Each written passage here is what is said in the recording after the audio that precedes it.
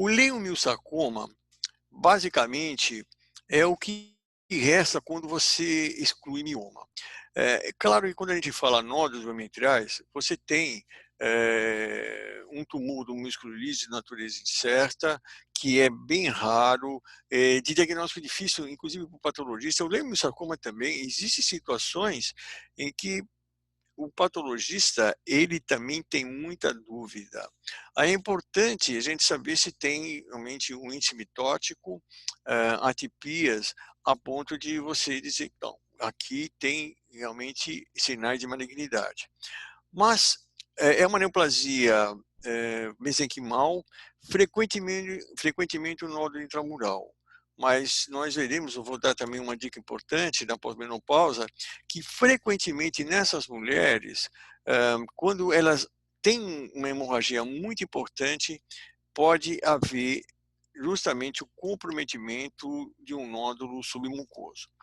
A sua prevalência é baixa, 0,2 a 1,3%. Ele tem uma característica clínica que é de evolução rápida e muito agressivo. Os leumiomas podem crescer, podem atingir grandes volumes, mas normalmente não são agressivos. E a evolução não costuma ser tão rápida. A degeneração maligna do leumioma é raro, ocorre de 0,2 a 0,4%.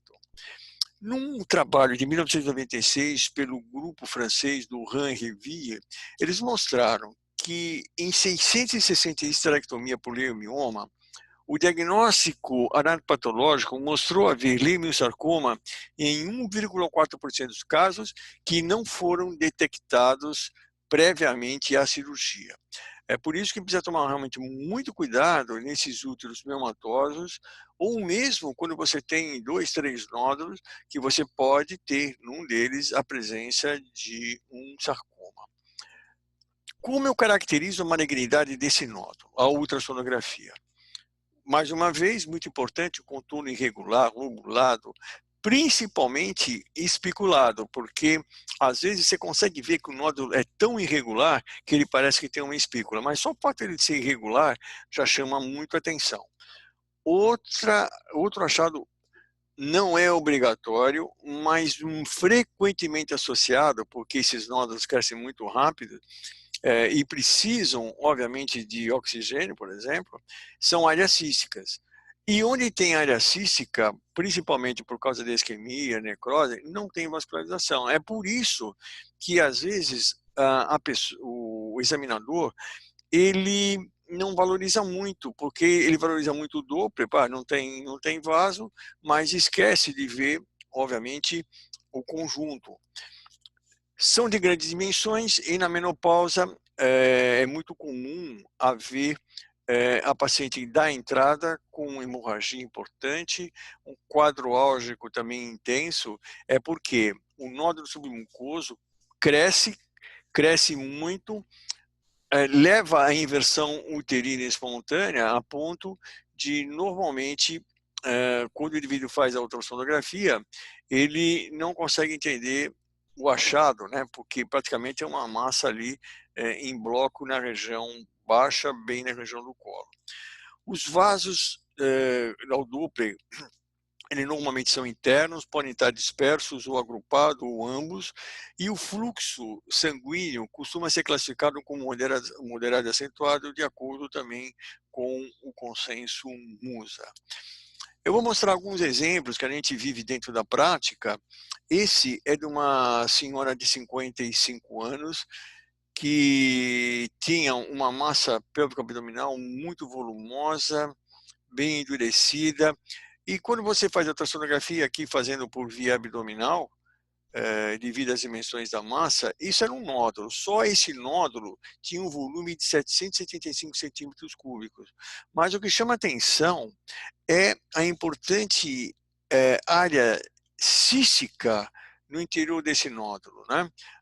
Dá a impressão que é um saco gestacional já numa gestação de umas 10 semanas.